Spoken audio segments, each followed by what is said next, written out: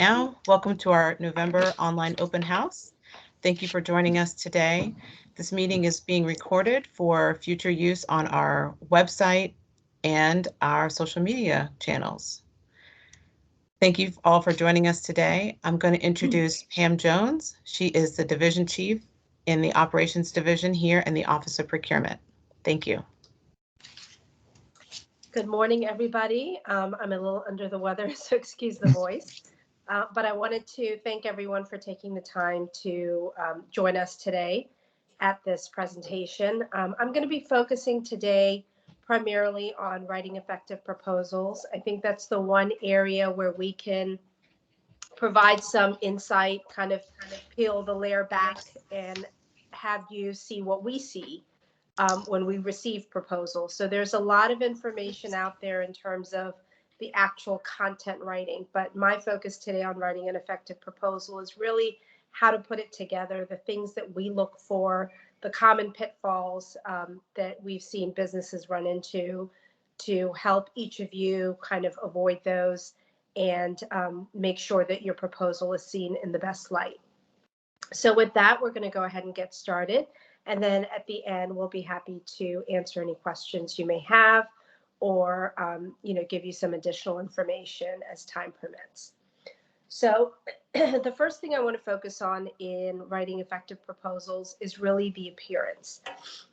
When you're putting a proposal together, whether it's electronic or whether it's physical, appearance matters because this is your first introduction into the county, into doing business with the county, and your first introduction to the using department who's going to be using you as a vendor.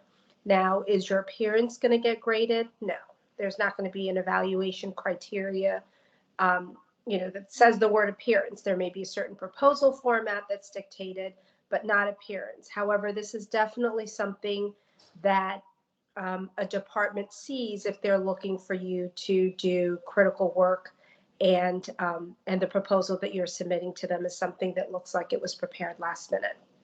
So what are some of the key things that we look for? So when you're turning in a proposal, you want to take time for certain aspects that may seem minor, but are actually critical. We've had very large businesses submit proposals that have had no solicitation number on it and no contact information. So you want to make sure that when you're submitting a proposal that you have it clearly labeled. We want to make sure that, number one, we receive your proposal, and number two, that it's categorized in the correct way so that when we're submitting, whether it's electronically or physically, proposals to our user department who will be evaluating them, that your proposal is within that stack. And like I said, we have had businesses not include any information. We had a business where we had to seek out some questions after the evaluation and went from top to bottom cover, and there was no information. We had to search the internet with the company name in order to get the information. So again, it may seem really minor, but this is something that definitely happens. I think a lot of times businesses focus so much on the content, and that's definitely important, but they don't leave time at the end for that quality control, for that quality check. We want to make sure that in addition to the solicitation information and your contact information, you want to make sure that you organize your proposal in a manner that's consistent with the RFP format requirements. In Montgomery County, as with most jurisdictions, you will have an area that outlines what that jurisdiction is looking for.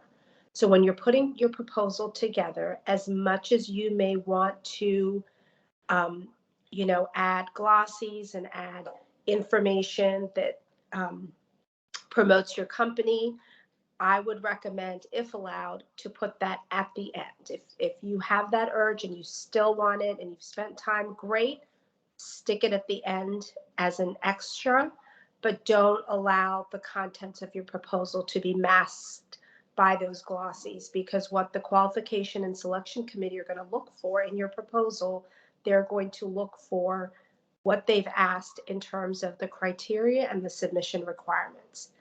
So in Montgomery County's RFP format, you will always see what's called a submissions section.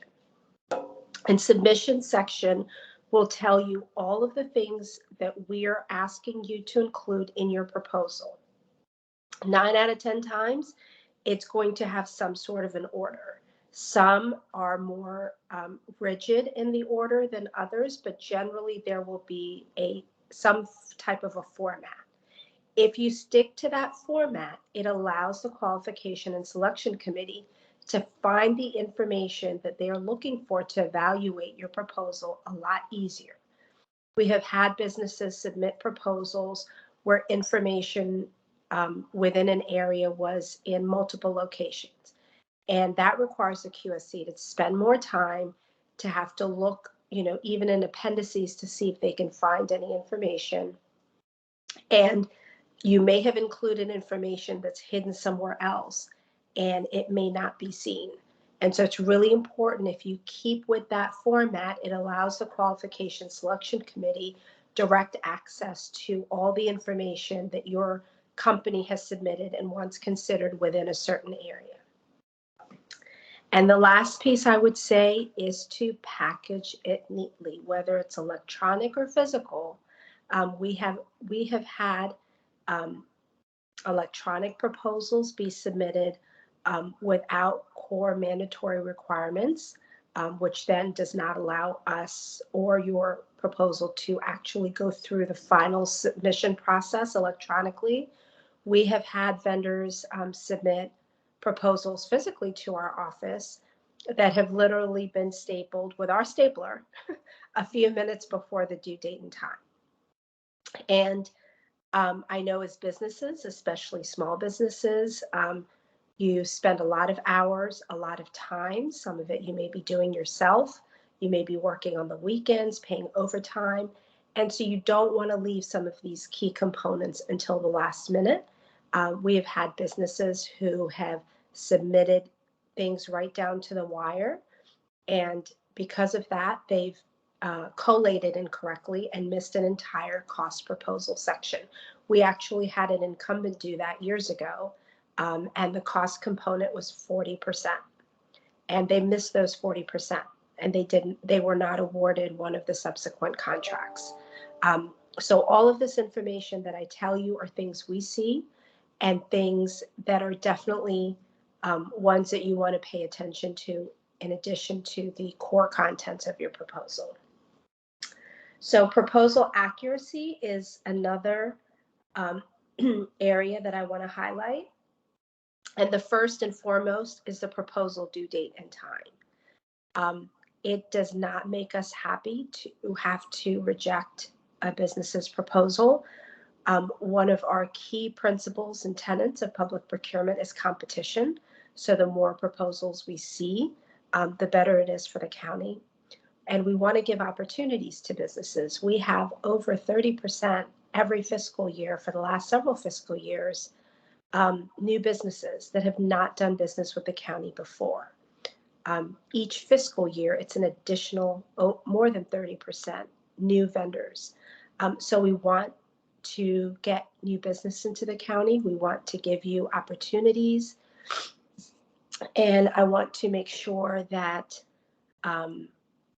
that you can, take that information and make sure that your proposal that you spent so much time on gets considered. We've had businesses come to our office that are that have just come out of a car accident. We have had businesses come in, individuals, carriers, in tears because they are saying they're going to get fired. And we don't want that situation to occur. Those are real things. They've happened. We cannot accept any submission of a proposal after the due date and due time. Because if you are submitting it at 3:01 and it's due at 3, then what do we say to the vendor who submits it at 3:02? And then what do we say to the business that submits it at 3:05? We want a level competitive playing field that is fair. And so, one of the hardest things is to see how hard a business works on developing a proposal only to have it not be considered at all. So please make sure you look at the due date and time. Another critical component of that is making sure if there's a solicitation amendment, to please make sure that you track those amendments, because sometimes the due date and time will change as a result of a solicitation amendment.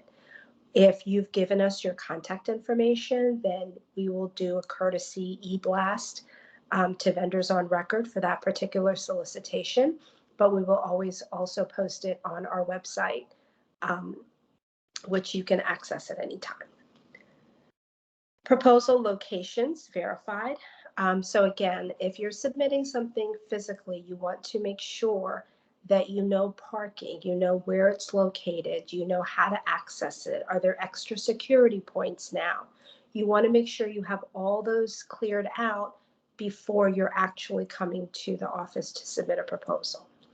If you're submitting it electronically, you want to make sure you leave enough time. Sometimes people think electronic submissions means I can wait until 1 minute before, and that's not the case.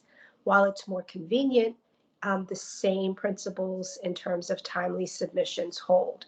So you want to make sure that you've, not only developed your proposal, you've done your quality control, you've checked it against the submissions, you've looked online to see what mandatory submissions are part of that, and have you dropped the applicable document in each of those mandatory folders.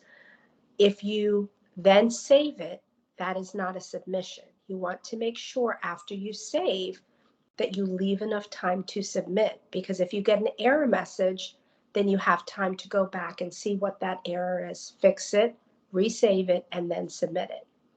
Once you submit it, just like a human, a computer has some warm-ups to do, some validations to do. So even though you've hit that submit button, just remember behind the scenes that there are algorithms going, there's certain vetting happening on the electronic side before that submission actually comes to our side.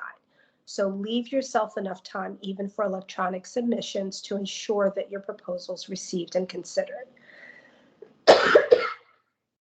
You want to make sure, I talked earlier about verifying submissions in terms of how you format your proposal, but you want to make sure you verify the submission. So as you're writing your proposal, ask yourself 2 questions.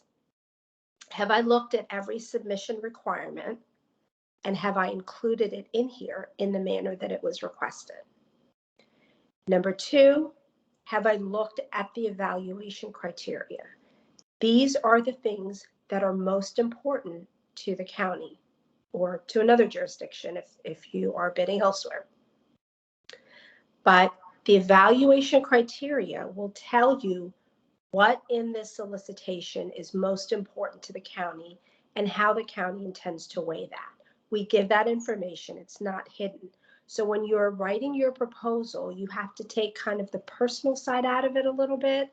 Like I said earlier, there are some businesses who have developed great marketing tools, and they want to put that in the proposal. They want to show the nice bars and charts and graphs. But if those bars, charts, and graphs aren't being evaluated, like I said, if you still have that urge, just stick it at the end. But make sure the contents, the core contents of your proposals are clearly laid out, and the QSC are not having to go through, beginning to end to find something within your proposal section. It's really important to make sure that those criteria are clearly developed within your proposal. If we ask for 4 prior projects, have you included 4 or only 3? Have you done ones that are in similar nature and scope?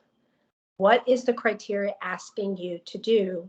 And make sure that when you're writing that proposal, you're really fleshing out those core criterion in each of the phases, whether it's written in interview. Interview obviously will be questions that you're asked, but again, it will some of them will fall in line with the written criteria. Some of them may be slightly different or completely different. So you want to also pay attention to that. And you want to make sure that you can bring those folks in a interview that are going to be participating in a resulting contract. It is important the county see who you're bringing to the table and who they will be working with. It is very evident when a business brings somebody who is more of a presenter, and you don't want to run into the situation where you've written a proposal and now you're defending that proposal, so to speak, in an interview phase, but you've hired more of a presenter than the technical person that you're going to have or the project manager you're going to have. Because if they can't answer those questions, even if your business has that capability, those points are going to get missed. I mentioned earlier in terms of amendments to the solicitation as far as the due date and due time, but often we will issue solicitation amendments that may change the criteria, may or may not change the due date and time. It may clarify certain aspects, so there may be questions and answers included in a solicitation amendment. We may have vendors who've submitted comments or feedback, and as a result of that, we've revisited it, and we may have revised pages. It's really important to pay attention to those solicitation amendments and make sure that the way in which you've written your proposal still aligns with any of those updates or changes. One of the things I will say, and I'm not sure if I have it later in here and I don't want to miss this, is make sure you ask questions, right? As you are writing your proposal, if there are questions you have, in all likelihood, it's questions other businesses may have. A lot of times we will have pre-proposal conferences that allow you to ask those questions. If for some reason you're not comfortable asking them, or if there isn't a pre-proposal conference, there's always a procurement specialist contact and a technical contact right in the front of the RFP. Utilize those contacts and ask those questions. We had a business within this past year submit a proposal and not include one of the criterion because of language that they read and interpreted in the RFP to be a certain way. So they had questions in the beginning as they were putting their proposal together, but rather than seek clarification, they submitted it with their own interpretation, and it cost them those points. One of the things we don't mind is we don't mind questions. Ask questions, ask for clarifications.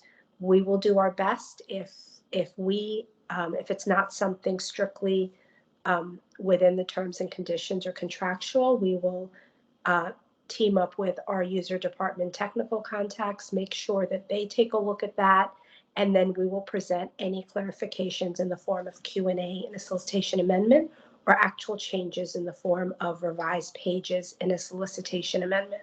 It is important because if you ask the question, or if you raise the question after the due date and time, then what happens is, while we will look into it, if we feel it was something significant that would warrant or impact in a major way people's responses, then basically we would be canceling that solicitation.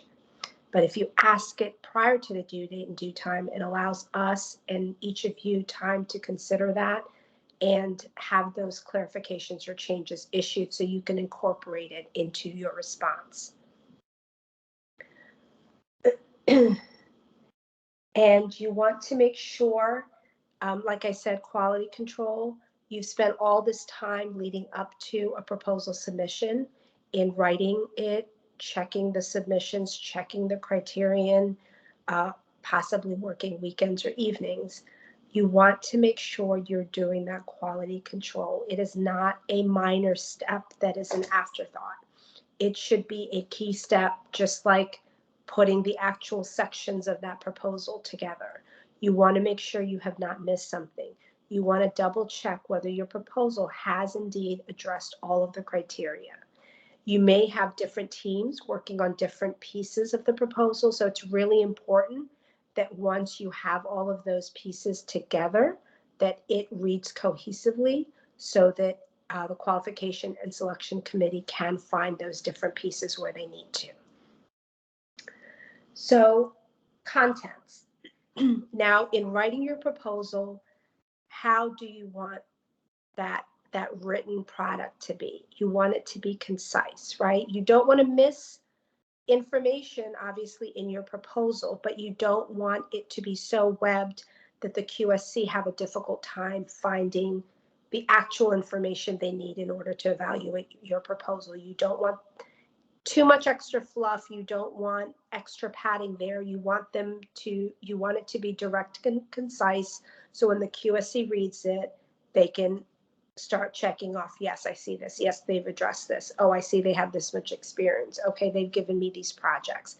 You want to make sure that you make it as easy for them, because if you make it easy for them, then your proposal is going to get viewed in the best light, and you're going to maximize your points by making sure that the QSC can see and evaluate all that information.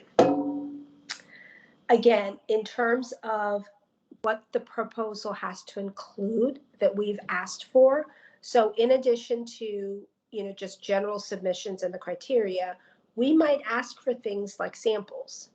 We may ask for things like, a sample of a prior task order, sample of a task order in the space that we are seeking to procure. Make sure that as you are writing your proposal, you're not forgetting some of these other aspects of your submission. So if we've asked for samples, if we've asked for a timeline, if we've asked for a questionnaire to be completed, please make sure that you've included those extra portions of your proposal as well. The other piece is, which we've talked about in terms of the evaluation criteria, please make sure if we say cost is 30 points out of 100, right? Does that mean that we don't care about cost? No, we care about cost, and 30% for cost is pretty significant in an RFP. And so it means that, yes, you need to pay attention to that. If we have then 50 points, right, to give us 3 projects and explain to us how you've met that other jurisdiction's needs. Was it on time? Were there change orders? Did that project successfully complete? That's 50 points, right? You want to spend time on that criterion. You want to make sure you are addressing that completely. If you see 5 points is, tell us about your project team. Of course, you want those 5 points. Every point matters. But are you going to spend hours on that particular criterion? Probably not, right? Your focus would be on the cost, and your focus would be on those projects and the added questions related to those projects. So look at the weighting, look at what they're asking, and make sure your proposal elevates those areas that is going to give you the maximum points, while still addressing the other criteria as well. You're not giving any of the criteria up, but you're just making sure that your level of effort matches the way in which the proposal is evaluated to make sure you can maximize your points. So we want to make sure that terms and conditions are something that you don't forget about when you're putting your proposal together. Every jurisdiction, Montgomery County is no different, will have terms and conditions that are going to be applicable to your proposal and any resultant contract. A lot of those terms and conditions derive from law, from the county code, which cannot be waived. So it's important, we put these as links so our documents are not, 1,000 pages long. But they're important, and as a business, it's important for you to be aware that they are there, that they exist, and what do they mean. I will say from looking and participating with many different jurisdictions, that the terms and conditions the county has are not drastically different than most other public entities. If you have done business with another public entity, a lot of these will probably look very similar. I will tell you that a good portion, maybe 2 pages or so of our terms and conditions includes an insurance table. So if that particular RFP has a separate attachment or appendices that is insurance requirements, then that table is not going to be applicable, and the RFP will let you know that. So it doesn't have to be as scary or daunting to say, oh my gosh, let me look at these 6 pages. But again, it's important to know, and it's important to know that some of those are things that are not going to be able to be waived. And if there is any exception that you are taking in an RFP, I would strongly recommend that you highlight that or highlight what the concern is. Sometimes it's not the actual provision, but it's making sure that you understand the provision. And so it's important, rather than to say, well, I can't agree to provision X. Maybe saying, does provision X mean this? Or I'm not clear what provision X means. So we know that there's some discussion that we may need to have, but that it's not necessarily a guarantee that any of the terms and conditions would change. You want to make sure, like I said before, if there's an annual report, if there's company literature, if there are nice glossies that you just have to have in your package, just stick them in the back. You want to be careful in case there's an RFP that has a page limit. A lot of ours don't, but sometimes there will be. And so if there is a page limit, then you certainly want to be very specific in what you include. And so anything that is really extra that's not going to maximize your points are the things that you really shouldn't include. Again, especially if there's that page limit. You want to make sure that you clearly understand the scope that's being required. A lot of times a vendor may take a look at a scope within an RFP and say, oh yeah, but if they do this, that's going to be better. And they may write their proposal in that manner that may have very little to do with how the proposal is evaluated or what the county's looking for. What I would recommend in that scenario is ask a question. Hey, you've asked for this approach. Is this approach something you would also consider? And that way, before you kind of veer off course completely, you have some sort of a feedback as to whether or not that's going to work. There could be many reasons. There could be budgetary reasons. There could be just downright administration, right, reasons that this is just how we're going to proceed. There could be environmental factors, a whole slew of factors. So it's better to ask before than to veer off course. Now, in RFP, we want you to be creative. The reason we are sending the RFP with the parameters and competing it is we know that company A's methodology may be different from company B's methodology, which may be different from company C's methodology. We want to see how you guys approach it, how you guys are creative in how you put that proposal together and how you price it and how well you understand what it is we're looking for and what that market space is, right? But there's a difference between approaching it in different ways and still meeting the requirements of the RFP and completely veering off course. So it's that veering off course that I want to make sure that you pause and ask before you do that, to make sure that your proposal is still going to be considered and that is an approach that would be acceptable for that technical department. So timelines, we talked about due date and time, and I will mention it again because it is worth mentioning it again. And I see Karen is smiling. We have a few of our procurement specialists here. because they hear it, sometimes it escalates to me and then I hear it. I can tell you we are not ogres.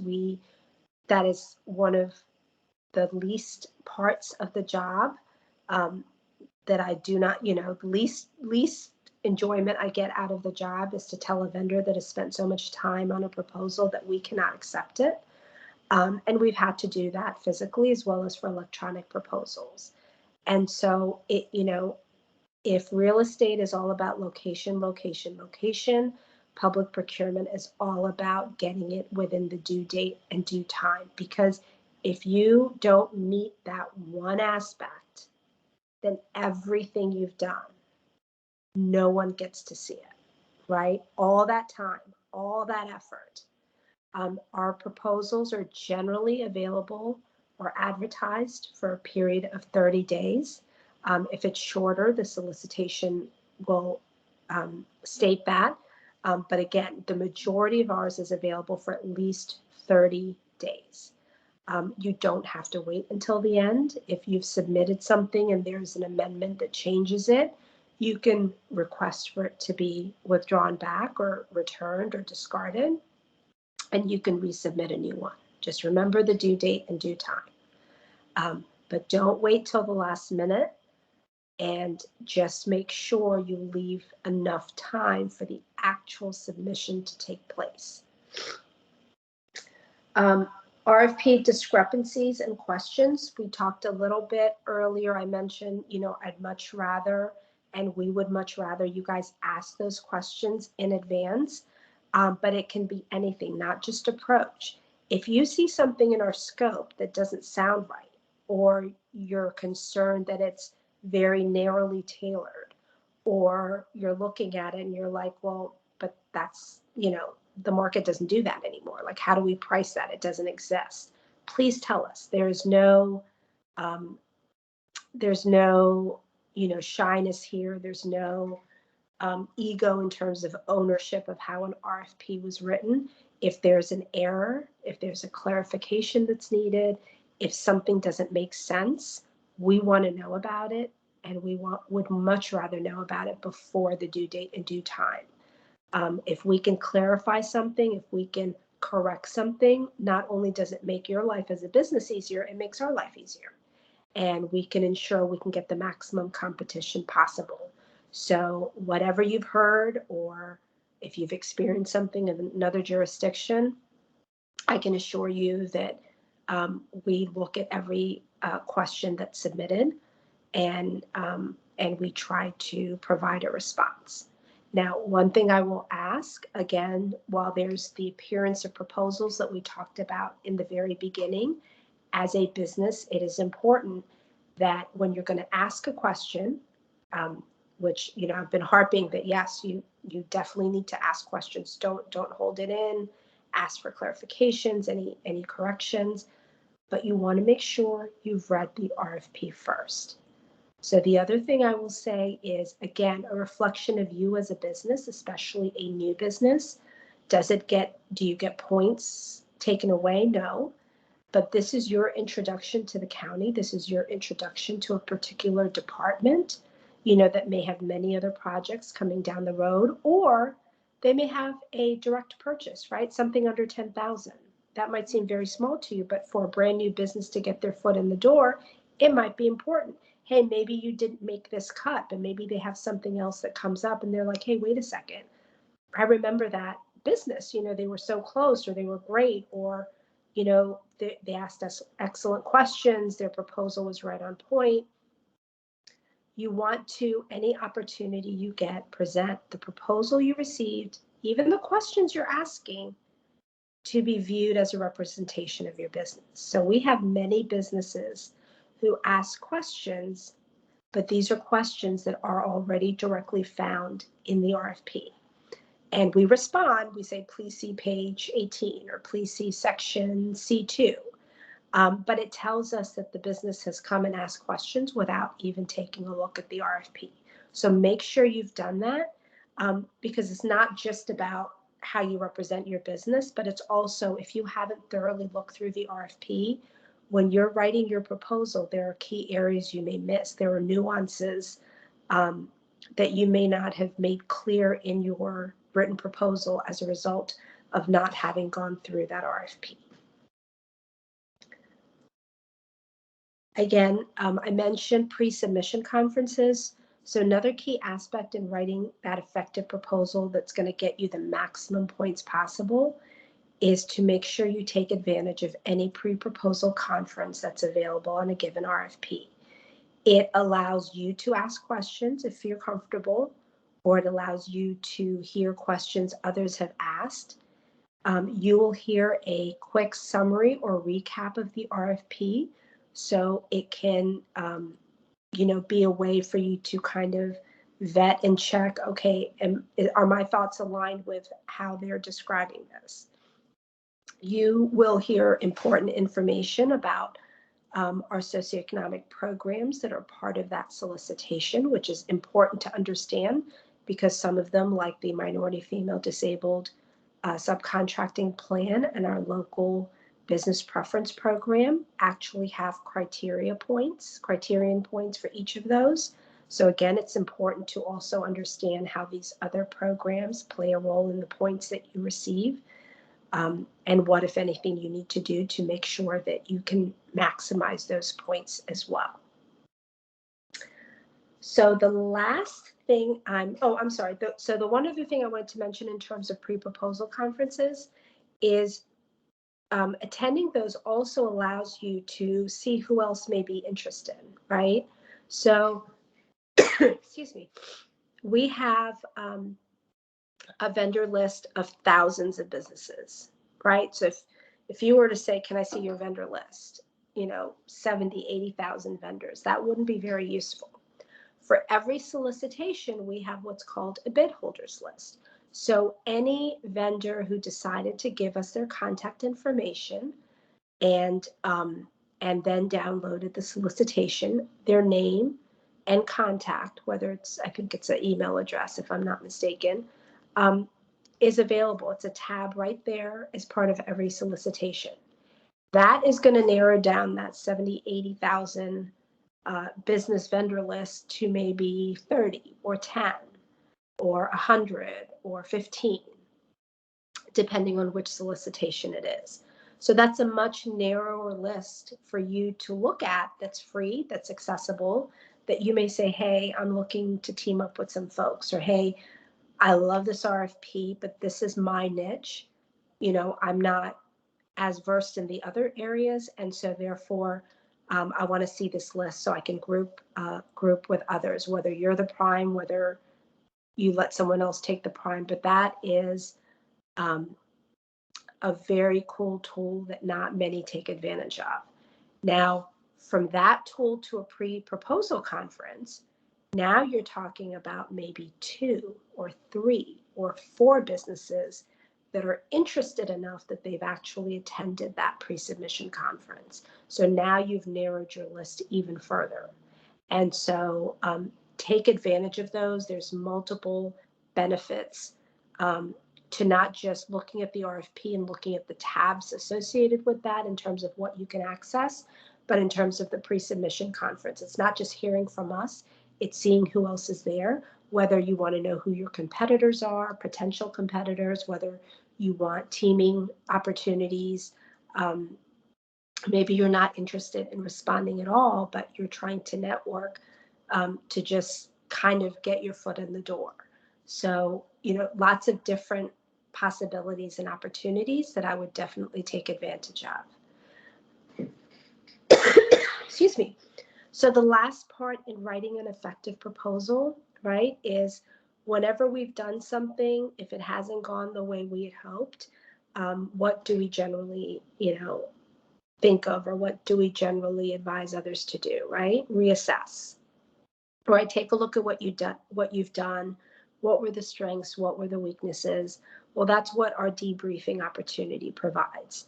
So if you were not successful, there's several things. Number one, don't give up, because if you do not participate in the process, then there's 100% guarantee that you won't get a contract. But if you participate in the process, then there is a chance. And remember the figure I gave you, It is, I don't recall if it's 32, 33, but it's every fiscal year for the last several fiscal years, last 4 or 5 fiscal years, it has been in excess of 30%. Brand new vendors have not done business with the county before that have gotten their first contract with us. So remember that number when you're feeling kind of defeated, like, should I try another one? Yes, the answer is absolutely yes. We are looking for competition, and we do award to new vendors every fiscal year. In terms of the proposal, under vendor resources tab on our website, which is montgomerycountymd.gov/pro. If someone can just drop that into the chat, someone from procurement, that would be great. But if you go to our website and you go to vendor resources, you're going to see the information regarding debriefings. If you are unsuccessful, you will also get a letter from us at the time that we've entered into a contract. You will receive an unsuccessful offer or letter letting you know that your proposal was not successful. But here's the contact information of how you can request a debriefing if you so choose. That debriefing does have certain rules, right? It's not there to rant and rave. It's not there to, try and get information of competitors. It's really there as a resource to you as a business to help you see what the QSC believed the strengths and weaknesses were of your particular proposal, not another vendor's proposal. And so if it's something that you really want to use to benefit yourself so that the next go around you have that better insight of what the county was looking for, what the county didn't see as much, then that debriefing tool provides you that opportunity at no charge. So the last thing I will say is when you are looking to, submit a proposal, again, all of the different pieces that we talked about, the actual writing, of course, matters. You want to make sure that your contents are solid. You want to make sure that you are focusing your level of effort on those criteria, number one, that actually are going to be used to evaluate, but also those that are weighted the most. You want to make sure that that information is in the clear format. You want to make sure that the qualification and selection committee can easily find it to maximize your points. You want to make sure that you are turning it in on time. You want to make sure, regardless of the delivery method, and the RFP will indicate whether it's physical and electronic or only electronic, which we are moving to down the road. So I just want to make sure that when you do that, no matter the delivery method, you are giving yourself time to make sure you get that response back. Either you physically submitted it and you get the receipt, or you've done it electronically and you get that notice that it's been successfully submitted, because then and only then you will know that now your proposal is in. So with that, I'm going to save the last few minutes in case there's any questions. If any of the specialists that are on the call want to, if there's something I missed or something you want to highlight based on what you've seen, feel free to jump in as well. I haven't had a chance. Usually, if I'm not presenting, I'm monitoring the chat, so I haven't been able to do that. If there's questions that are in the chat that have not been answered and you need me to do that, let me know. I'm just looking at there real quick. So if there are any questions, just let me know. You can unmute or you can put it in the chat. Good morning. Good morning. Hi, this is Mike Hines. I was just thank you again for the the presentation. Very informative. But I just have an elementary question about registering a new business, and would that be a challenge for? Is there a certain year of experience if one company comes in and registers for this program, but then they'll joint venture with a larger company that has experience to come in together as a joint venture? Is that possible, eligible? That's a great question. And I will just say right up front, there is no question that's elementary because every question is unique to the business and the business experience. So thank you for being a brave soul and asking the first question. So yes, the county accepts proposals in multiple methods. So if it's a true joint venture, that means that every document that's required as part of the proposal, if there's an acknowledgement page, if there's a certification, it must be signed by both legal entities if it is a true joint venture.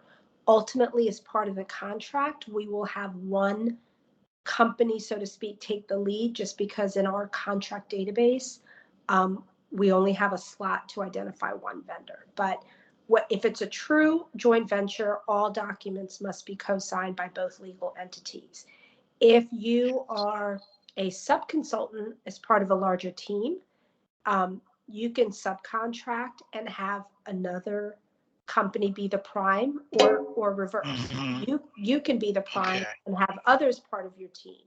Now, the one caveat I will say is you want to look at the requirements of the proposal. Some proposals have a self-performance requirement, where you have to self-perform a certain percentage.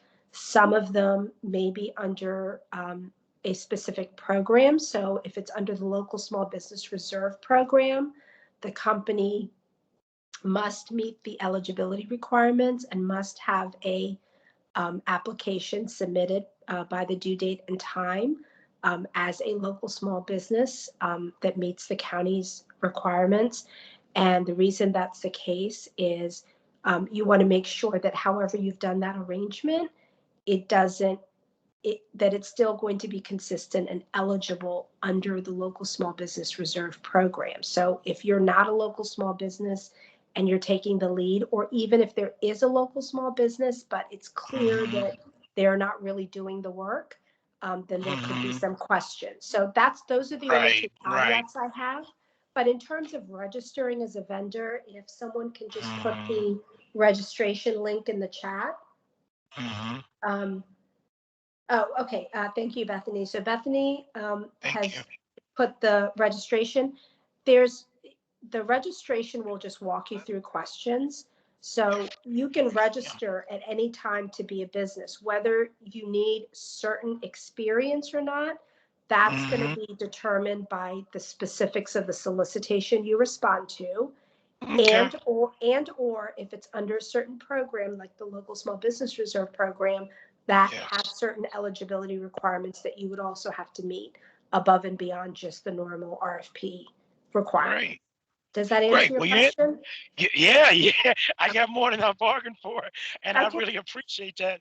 And this is very informative. So we're taking notes along the way, and then if there's any other questions, we'll put them in the chat box. But thank you so much for responding to that inquiry. That's good response. Thanks. No problem. I can't see everybody's boxes on my view, but I do see Danielle has a hand up. Hi there, can you hear me? Yes. Danielle Harlan from the Center for Advancing Leadership and Human Potential. Great to meet you all. Thank you all for organizing this. My question is whether the county has a preferred vendors program, or whether, I know sometimes in different organizations, a particular department will have that. Is that something that Montgomery County does? And if so, how could we learn more about it? So we don't have a specific preferred vendors list. We have our vendor registration, which businesses may be identified if they hold certain certifications, like if they hold a minority, female, disabled owned business certification or a local small business certification. So we have those so that if departments have to meet certain requirements or to issue things under a certain reserve program, is the pool there. So we have those designations that may be used as part of our broader vendor list. We have certain solicitations that we may first issue as a request for expressions of interest, and that will result in a short list. And that short list will then be the only firms eligible to respond to a subsequent solicitation for that work. And then finally, we do award contracts sometimes to multiple firms. So for example, if we are going out for Mammography services. We may have 5, 6 providers under mammography services. So in that particular setting, those 5 or 6, I guess, would be considered our list of providers that departments or our clients are eligible to use for that particular contract series. So we have it in those different formats, but not necessarily a broad scope preferred list. That's super helpful. Thank you. I really appreciate this session. No problem. Did someone else have their hands raised? We have a question from Charles. Okay. Hi, everybody. Thank you for this wonderful presentation. I just have a couple of questions. So we're starting a new engineering services for design work of structures, bridges, box culverts, retaining walls, that kind of thing. So we're kind of new to this area of Maryland, and I'm trying to understand if Montgomery County lets out engineering services contract, how we as an engineering firm can introduce ourselves to the county to, kind of understand their feedback on their previous experiences and stuff like that. And also if there is a specific calendar that kind of gives us an idea of when such tasks would be let out, at what frequency, and so on and so forth. Great. So right before I answer that particular question, I also want to mention that Karen has put into the chat the link to the debriefing guidelines. So for those that are interested, and Karen's also dropped in the link to our vendor innovation portal. So if you want the county to know that you're there and what capabilities you provide, you can put your information through the vendor innovation portal. We also have on our website our contract search engine. So if someone could drop that in as well, that would be great. Our contract search engine allows you to search based on vendor name, description, expiration, department, and it lets you see all of the active contracts that we have. So Department of General Services, Department of Transportation, those are 2 of the largest departments that are going to have engineering services.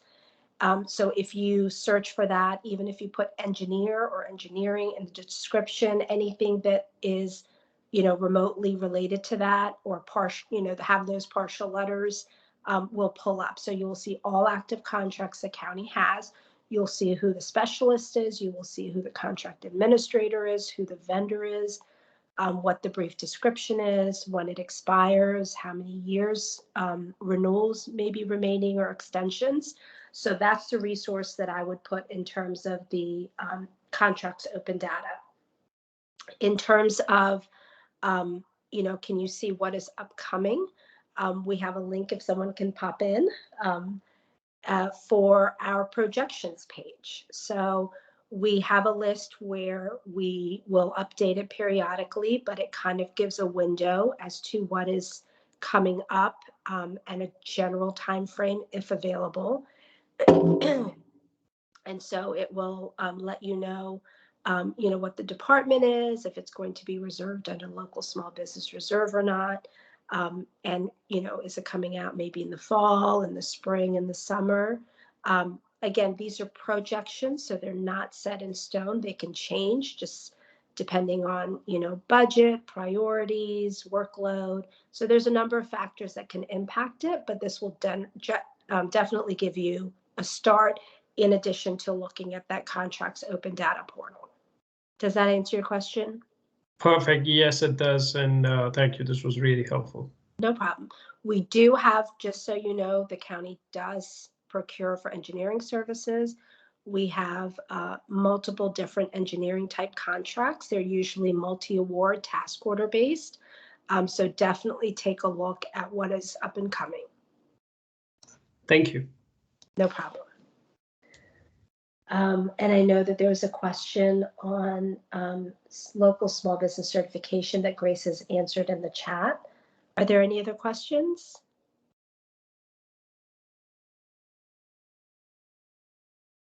All right, no questions, a bad question. All right, we're all among friends, safe place. ask now. I'll have a question. All right. Hi, Pam. Thanks for doing this. I guess I'm wanting to ask what the business I work for is, but I'm wanting to know, does the county ever put out contracts or RFPs for on-call services, for emergency services, or is there a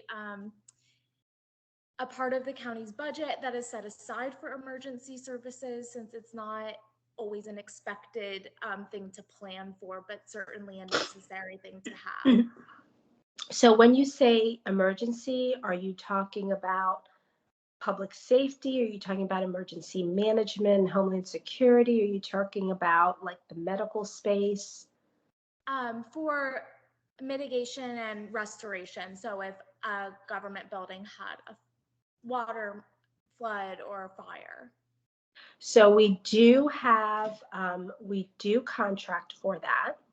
I believe we have a current contract in place for remediation and water damage and those general type of services. We also have a large multi-award contract for if there were like a significant emergency management response needed, like cleaning of major debris, major damage.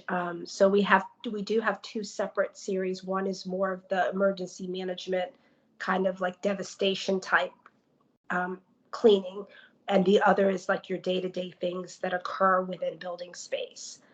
So we do procure for that. It is a contract that's under the Department of General Services. I want to say I know who the vendor is, but I don't want to say. Pam, I looked it up. Okay. It's the one that you're talking about, emergency cleaning, remediation, and restoration. It's ServPro of Rockville, Olney, Inc. And it looks like it's up for renewal in May Okay. 2022. Okay, and there are a few extensions left? No. That's the last one? Yes. Okay. Eric Harris is the buyer. Yeah. So if you look up remediation in that contracts open data portal that's in that link, or if you look up ServPro, you'll see it pull up in our contract database. Thank you. It's very, very helpful. No problem. And I also wanted to know that when submitting an RFP, is there a preferred method between electronic or physical, or does the county not have a So preference? we would certainly prefer electronic, and that's where we're going to move to as the sole option. But for right now, you're going to see both methods available. Okay, great. Thank you. But remember, same principles apply, right? Right. So you can't wait till the last minute even for electronic. All right. Are there any more questions? Just one last question, ma'am. If we have something that comes up, a light bulb that goes off once we end this call, we can still shoot emails after this call. Is that correct? For clarification.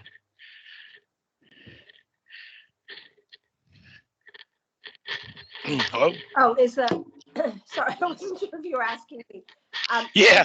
So if you have a question on a particular contract, you can reach out to the specialist that's named for the contract. Does this chat close, Bethany? Do you know, once the open house is done?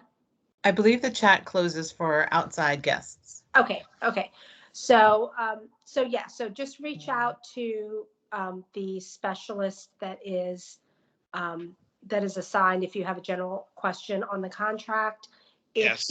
If it's regarding one of the specific socioeconomic programs, just reach out to the program manager that is named under each of the program. And if it's socioeconomic, you'll see the tab on our website that says, I believe it says local MFD.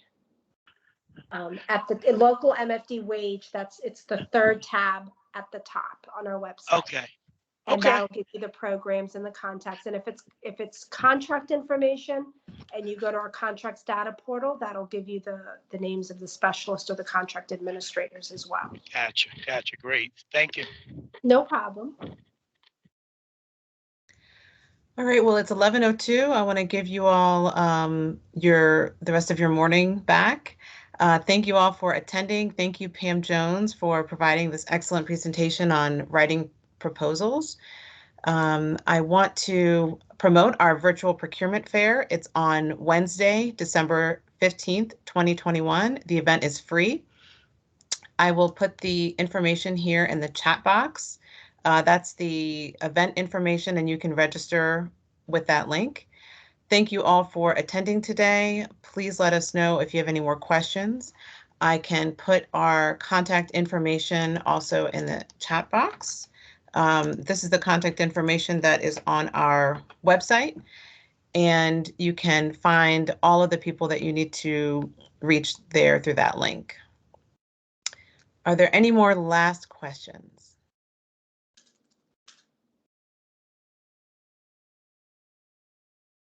Going once? Thank you so much. All right. Thank you all. Have a wonderful day. Thank you for attending. Thank you. Thank you. Thank you. Thank you.